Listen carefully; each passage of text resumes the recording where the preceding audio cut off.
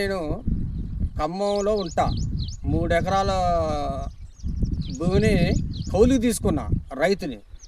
అయితే ఈ 3 ఎకరాల భూమిలో సూర్యరేఖ అనే సీడ్స్ వారు మన ఖమ్మం కాలవొడ్డు పొడిసిరా రోడ్లో హనుమాన్ వారి సీడ్స్ షాప్లో విత్తనాలు కొనుగోలు చేయడం జరిగింది. విత్తనాలు కొనుగోలు చేయడం జరిగింది. ఈ సూర్యరేఖ అనే కంపెనీ చాలా బాగుందండి. విత్తనం మామూలు లేదు. విత్తనం బాగుంది, క్వాలిటీ జంపుగా ఉంది. తేజ రకం, బెస్ట్ రకం. ఇగో చూడండి, ఒక్కసారి మీరు ఈ క్వాలిటీ చూడండి. ఆల్రెడీ ఒకసారి కాపు ఏరటం జరిగింది. మళ్ళీ రెండో కాపు కూడా ఆల్రెడీ ఒక కాపు 40 క్వింటాలు అయింది. మళ్ళీ రెండో కాపు కూడా మళ్ళీ 40 క్వింటాలు అయిందండి. 3 ఎకరాలు. మళ్ళీ మూడో కాపు కూడా 40 క్వింటాలు అయ్యే అవకాశం చాలా వరకు కనపడుతుంది. పచ్చికాయ ఉందండి, నీటికి ఉంది పచ్చికాయ. దీన్ని చూసుకోండి ఒకసారి. ఇగో చూడండి, మనం అబద్ధం చెప్పాల్సిన అవసరం లేదు, ఏం చేయాల్సిన అవసరం లేదు. పచ్చికాయతో విపరీతంగా మళ్ళీ మనకి కాపబడ్డది.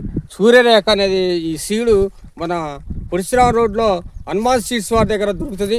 నేను రైతుని, రైతు పని చేస్తా, కలాస్ పని చేస్తా. అంతేకాదు నా సొంతూరు మన కాంపల్లి మండలం పడిదాపర గ్రామం అండి మా సొంతూరు. అయితే ఖమ్మంలో నివసిస్తున్నా.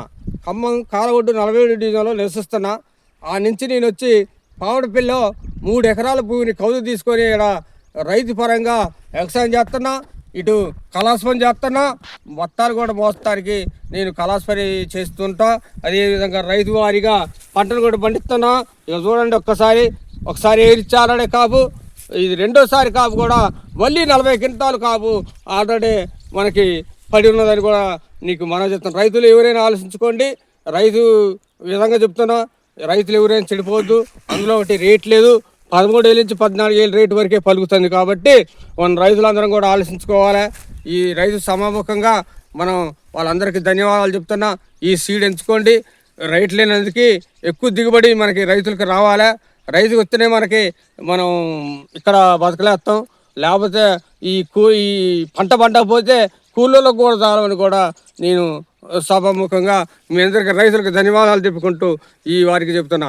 హనుమాన్ సీడ్స్ వారు అండి, పొడిసిరా రోడ్డు. నమస్కారం.